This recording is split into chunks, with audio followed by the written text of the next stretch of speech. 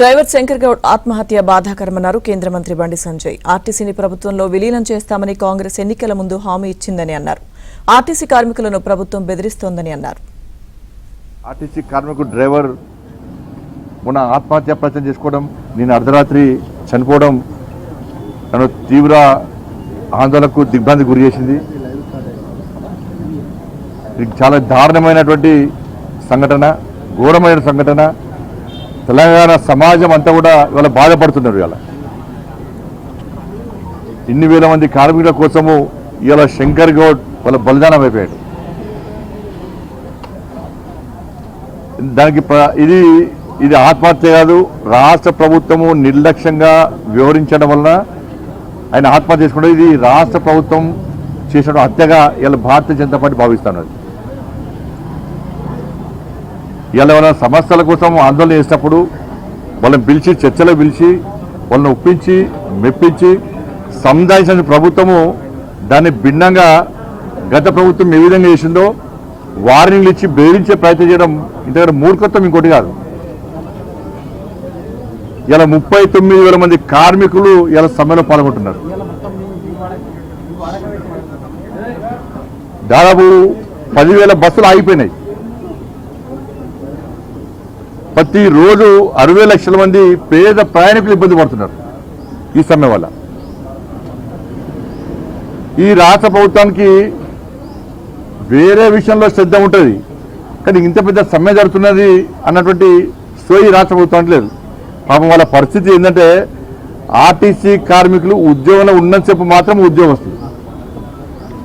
వాళ్ళ పదవీ విరమణ పొందినాక వాళ్ళ శాలరీ ఎంత అంటే ఆసరా పెన్షన్ కూడా తక్కువ వస్తుంది. ఆసరా పెన్షన్ కంటే వాళ్ళ పెన్షన్ తక్కువ వస్తుంది. అంత ఘోరమైన బతుకులు వాళ్ళ పరిస్థితి. ఆ డ్యూటీ వచ్చేప్పుడే ఇంతో అంటే నేను ఆర్టీసీ ఉద్యోగం చెప్పుకుంటాను తప్ప డ్యూటీ అయిపోయినాక వాళ్ళ బతుకులు చాలా ఘోరమైన పరిస్థితి వాళ్ళది. వాళ్ళకు బ్యాంకు లోన్లు ఇవ్వరు ఆర్టీసీ కార్మికులు అంటే, వాళ్ళకి ఎవరు అప్పులు ఇవ్వరు, మందులకు వాటికి వీటికి కనీసం ట్రీట్మెంట్ కోసము వైద్యం చేసుకుందామంటే రూపాయి జేబులో చిల్లి గవ ఉండదు.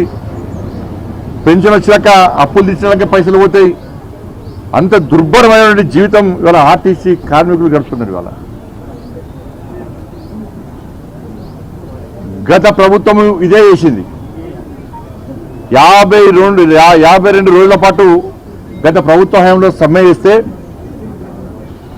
15,000 మంది కార్మికులు బలిదానం అయిపోయారు. బీఆర్ఎస్ పార్టీ హయాంలో న్యాయబద్ధమైన డిమాండ్లను, అరే తెలంగాణ రాష్ట్రం వచ్చింది మన్నపాల మనకు వస్తుందని చెప్పి ఇవాళ సకల జన సమ్మెలో ఆర్టీసీ కార్మికులు చేసిన సమ్మె మామూలు సమ్మె కాదు. వాళ్ళు చేసిన సమ్మెతో తెలంగాణ ఉద్యమం ఉవ్వెత్తులు లేచింది.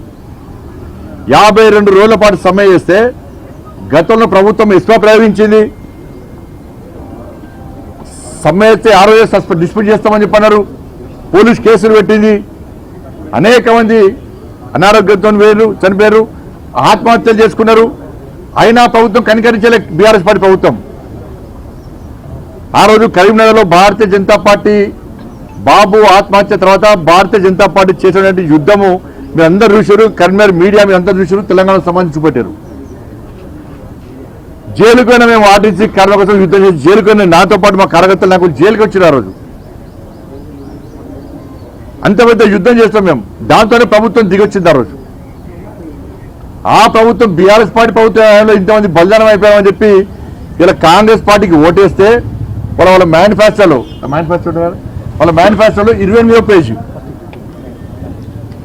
ఇగో మేనిఫెస్టోలో ఇది కాంగ్రెస్ అభయహస్తం మేనిఫెస్టో ఇది 28వ పేజీ.